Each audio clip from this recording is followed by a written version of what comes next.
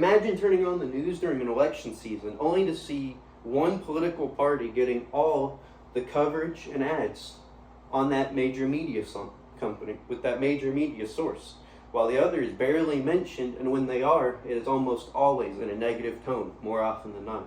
How can we as voters make informed decisions if they're only hearing one side and not the other side? Whether we realize it or not, biased media affects all of us, and it's their job as major media companies to be less biased. My name's Micheal Johnson. This is my persuasive essay, my persuasive speech on the media's responsibility in political coverage. As someone who follows current events, I have seen firsthand how media bias influences us as a society and who we vote for into our federal government and local and state government. Now let's start at looking at how biased political coverage harms society. We'll be going over how the media's bias in political coverage hurts society, how equal coverage would allow the public to make more informed decisions, and implementing regulations for balanced reporting. To this chart I have on the screen by Pew Research Center in a 2020 media survey. It's going over how and where Americans are getting their news and how it's changing. More Americans right now are getting their news from their smartphone, tablet, or computers over the older sources such as television, radio, and print publications. This is showing a growing trend that people are going to more independent news sources over major media. So now let's start by looking at how biased political coverage harms society. The media's biased political coverage leads to misinformation and distrust. Many mainstream media outlets have been accused of favoring certain political parties. This bias leads to more misinformation being put out to the society and public as a whole, leading to more uninformed decisions. With the bias leading to misinformation, it can lead to an increased public mistrust in either our government and our news outlets. But what can we do to fix this? That lies in requiring equal political coverage for all sides. Equal coverage would allow the public to make more informed decisions. The balanced reporting provides voters with both sides of the story, leading to more critical thinking as a society. Countries with strict media regulations have a higher public trust in journalism, and social media platforms and independent news outlets, as I was saying earlier, are already moving towards fact-checking, and balanced reporting in mainstream media should and needs to do the same.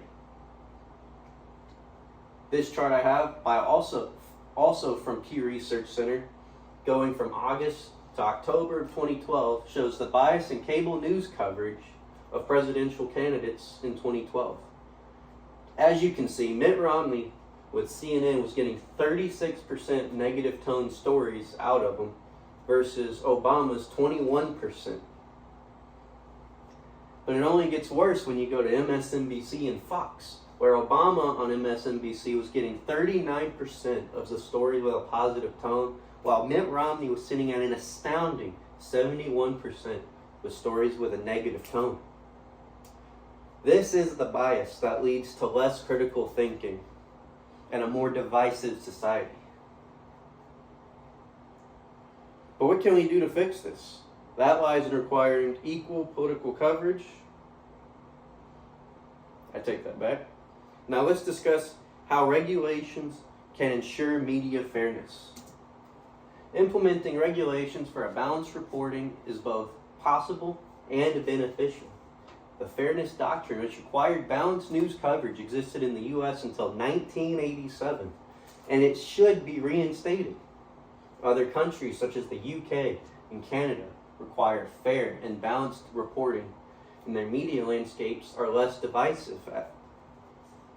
Regulations could include equal time rules for both political candidates or all political candidates during open speakings or debates, fact-checking requirements for news outlets. It should be required that they are fact-checking the information they are giving us. Transparency about their political affiliations, who they're aligned with, and also their funding sources should also be laid out to the public, so we can make, as a society, more informed and critically thought decisions.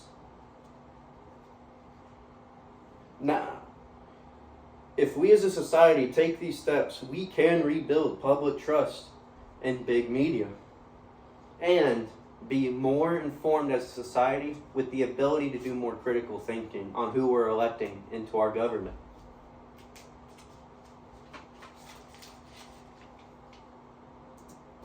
In conclusion, we've gone over the media's bias and political coverage leads to disinformation and mistrust. On how equal coverage would allow the public to make more informed decisions, and implementing regulations for balanced reporting could lead to a more beneficial society with more critical thinking on who we are electing. Now, I urge everyone to think critically about the news you consume, where you're consuming it from, and the policies you support that promote fair and balanced media coverage, so that we as a society can get past this big media bias that they keep feeding us. Thomas Jefferson once said, "An informed citizenry is at the heart of a dynamic democracy." My name's Micheal Johnson, and this was my persuasive speech.